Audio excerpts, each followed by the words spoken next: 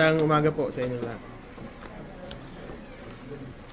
As far as the crime lab is concerned, starting from where we took off, it was from the crime scene. So we recovered 4 fired cartridge cases and 1 fired bullet from the crime scene. And according to our ballistician, caliber 45. So we send the fired cartridge case and bullet that was recovered by SOCO from the Manila Police District Crime Lab to our FIS o sa ating Firearms Identification System for examination. So right now, in progress pa yung aming ginagawa to at least have a match doon sa mga standard na makukuha namin ngayon, today. The process is not an overnight process, so we have to wait, we have to be tedious about this. Kasi we are talking here about dalawang firearm na caliber 45 na binanggit kanina doon sa out of 3, dalawa yung 45. Kaya ang gagawin namin, compare yung galing sa crime scene doon sa makukuha naming data doon sa standard na nakarehistro sa firearms. Gaano siya katagal? Malalaman niyo ito.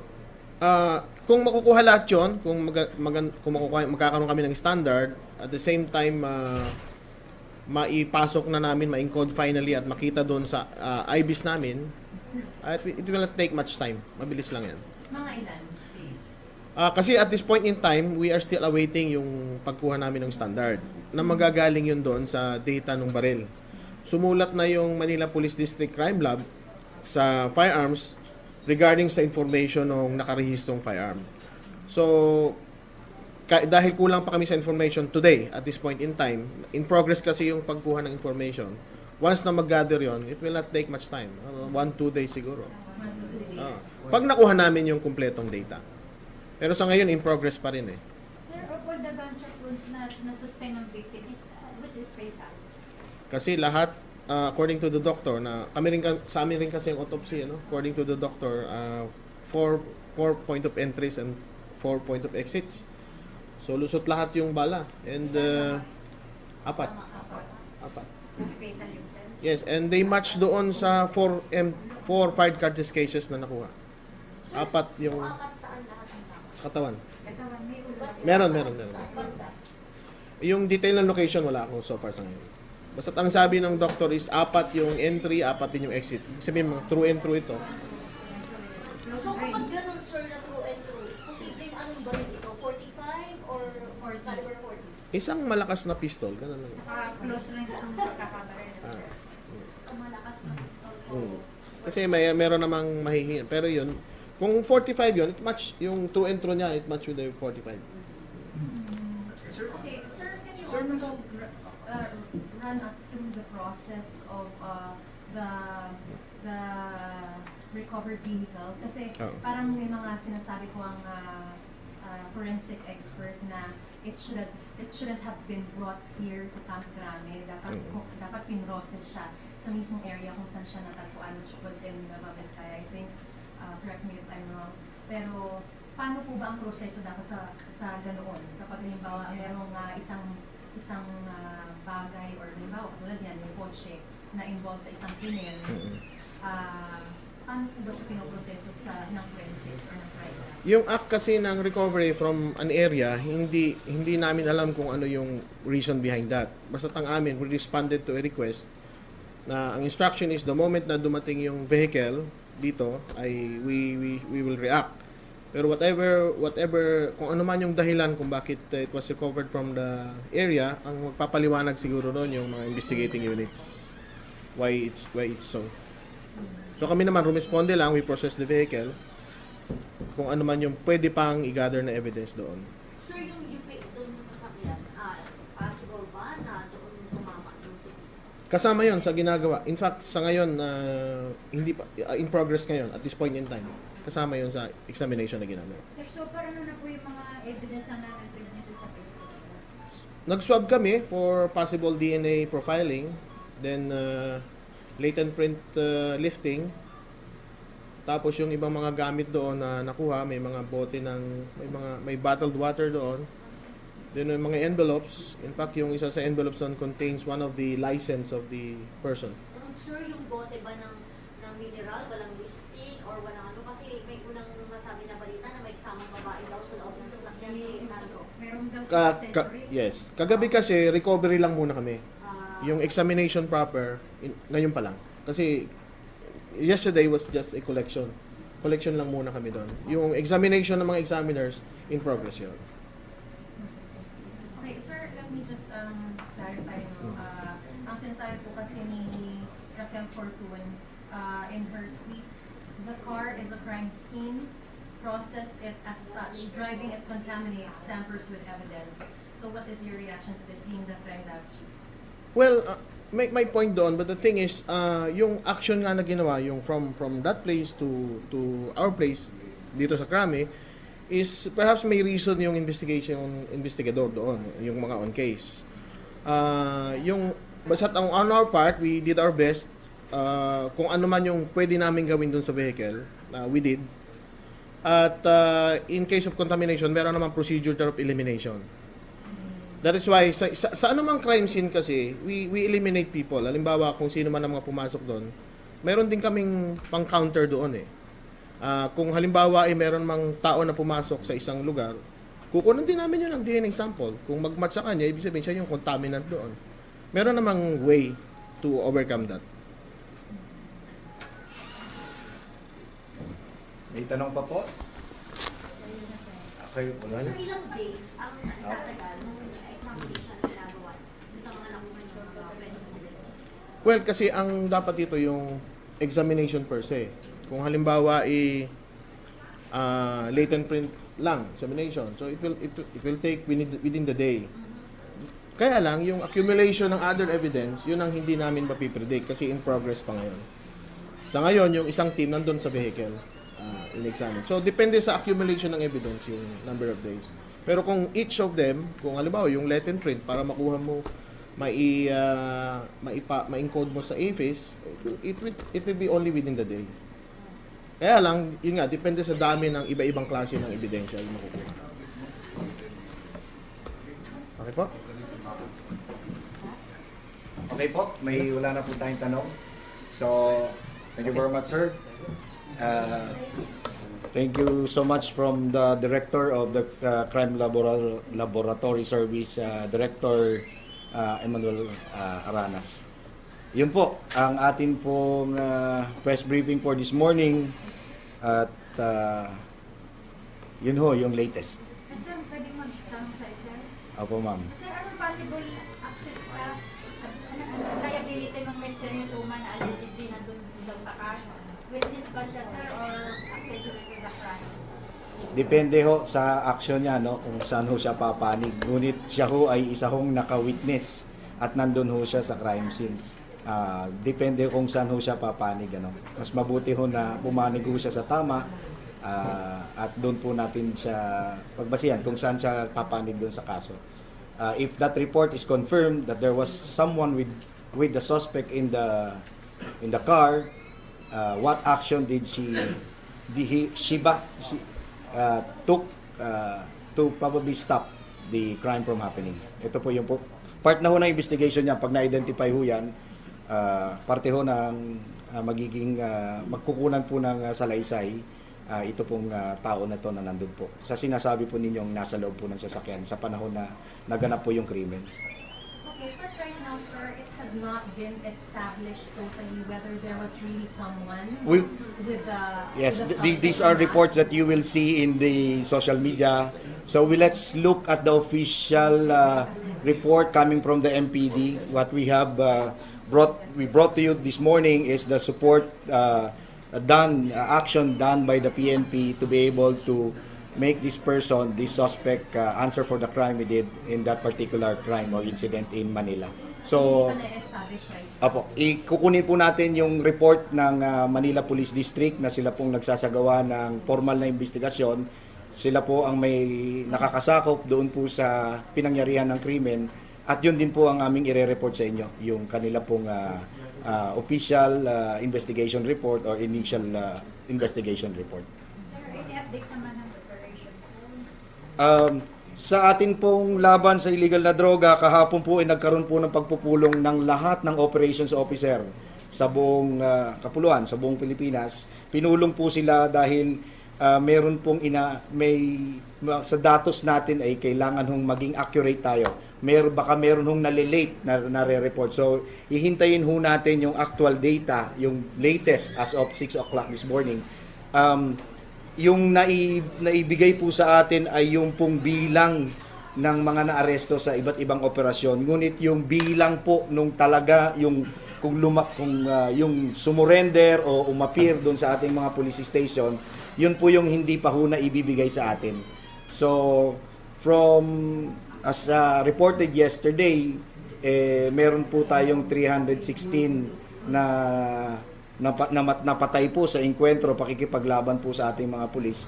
As of 6 a.m. today, after 24 hours, there's now 336, an additional of 20 who still opt to fight it out and place in danger the lives of our peace officers, ang ating pong mga alagad na batas.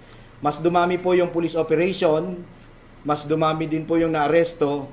Yun pong tinitingnan ho natin ay yung tamang bilang na ho noong mga sumusuko o nagnanaisong magbago, umayaw ho sa illegal na droga, at yun naman po ngayon ang aming pong inaayos na data. Ihintayin po namin makuha po ito. I'm sure this has always been asked from you, no? Kaya lang ang sinasabi po kasi ng ilang mga ng CHR or at least ng mga observers, why not shoot these suspects in order to disable them? Why shoot them dun sa mga parts na talagang it would kill them? Okay. Tama po ang sabi nga po ni Sir Eliazar, no? Sa ganung panahon, sa ganung napakaiksi at napakabilis na pangyayari, ang ating pong mga pulis ay ang unang iniisip ay madepensahan yung sarili. Kapag pinutukan po yung ating pong mga alagad ng batas, it's the preservation of life. If you go to a range and practice this 1,000 times, when you go to a real gun battle, it will be very difficult. So, sila po ay nandun upang i-arestuhin ang mga suspect na ito. Pag nag-desisyon po sila at nagkaroon po ng engkwentro at inilagay po nila sa kapahamakan yung buhay ho ng ating mga alagad na batas, sila po ay didepensa sa kanilang sarili pagkat ang una po nilang iniisip ay preservation of life. And second po dyan, madepensahan ho natin yung mas nakakaraming taong bayan na sila ho talaga ho yung aming pinagsisilbihan. So there is no violation of the PNP manual whatsoever in terms of killing these people dun sa mga talagang shooting them dun sa areas na talagang kamamatay. Okay, kung nagresulta po ito sa pagkamatay ng suspect, ito po ay automatic hong iniimbestigahan. Titingnan po kung mayroong hindi pagsunod sa ating pong rules of engagement, ang ating police operational procedure, at kung mayroon ng pagkakamali, pasasagutin ho natin itong ating mga operatiba na ito na sa kanilang judgment at that time ay to preserve their lives, to be able to protect the people. Okay, out of those 336 killed, sir, ilan na po ang naimbestigahan? And when will we be able to see the investigation Yes. reports? Opo, lahat po ito ay under investigation. Yung 336? Lahat po na nangyayari, automatic po yan. Ang ating pong Internal Affairs Service ay nagsasagawa kaagad ng investigasyon. Ang istasyon po na nakakasakop doon po sa lugar kung saan po naganap ang krimen, ito po ay iimbestigahan.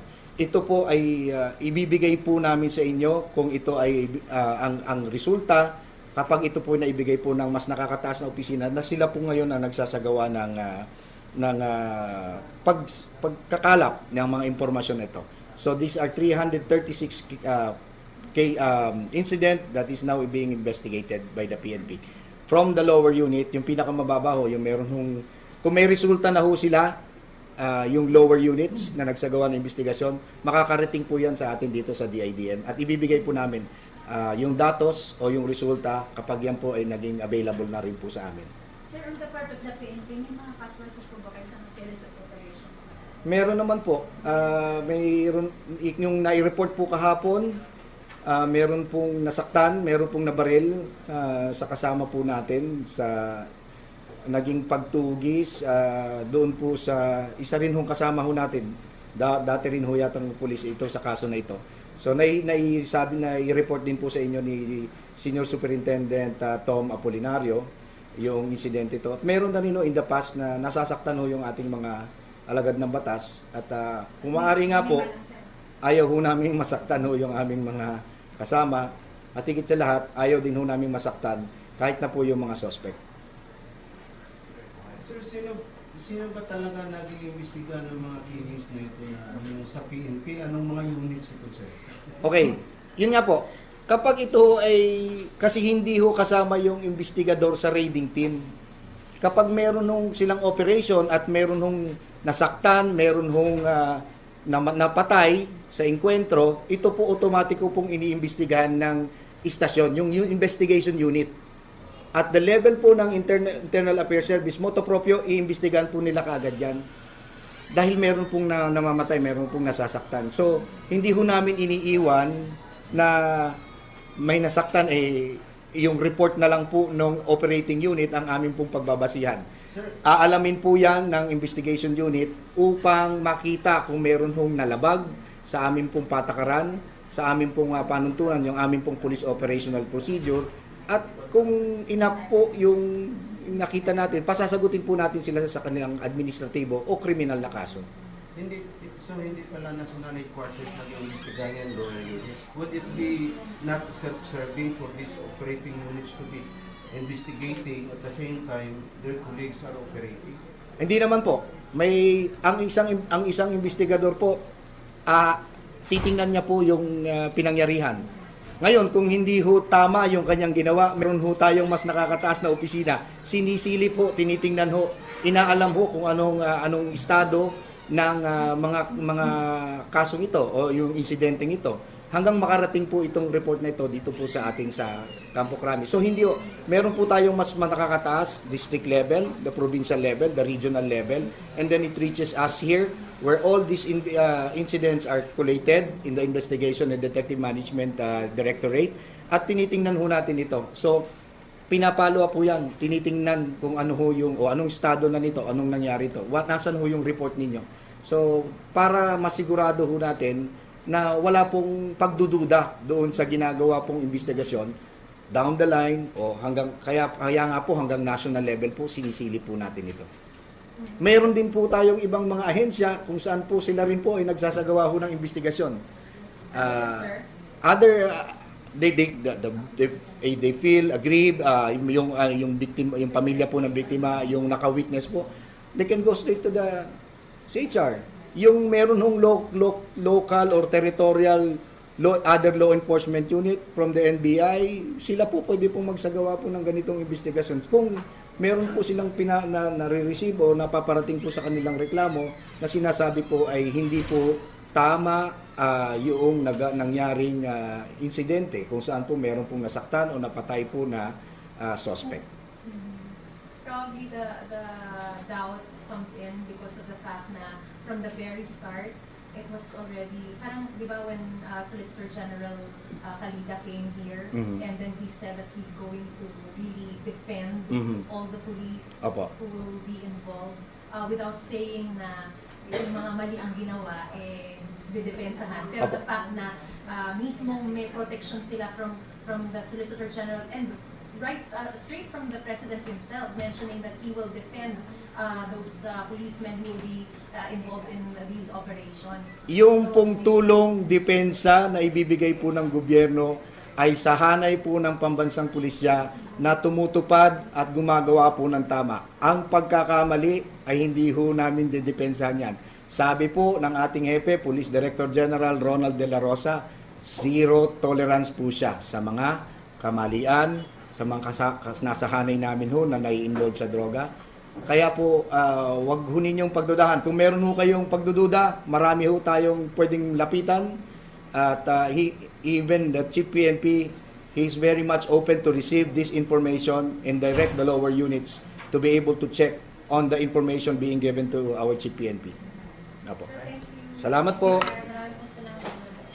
Happy weekend ho sa inyo. Sir, when is the PNP chief coming back? He's off the record. No TV. Wait, sir. Hindi, pwede ho. Hindi, ano na lang. Bakit? Hindi, wala na ho tayo. Ano lang ito, admin na lang ho ito. Babalik ng weekend. Kumakain gabi. Hello. Wala na po tayong TV, wala na po tayong recording. Off the record Off the record na ho. Kailan? He's scheduled today and then we'll check the schedule. Not for, ano yun, celebration. If I'm advised to do, I will ask you and I will assist you.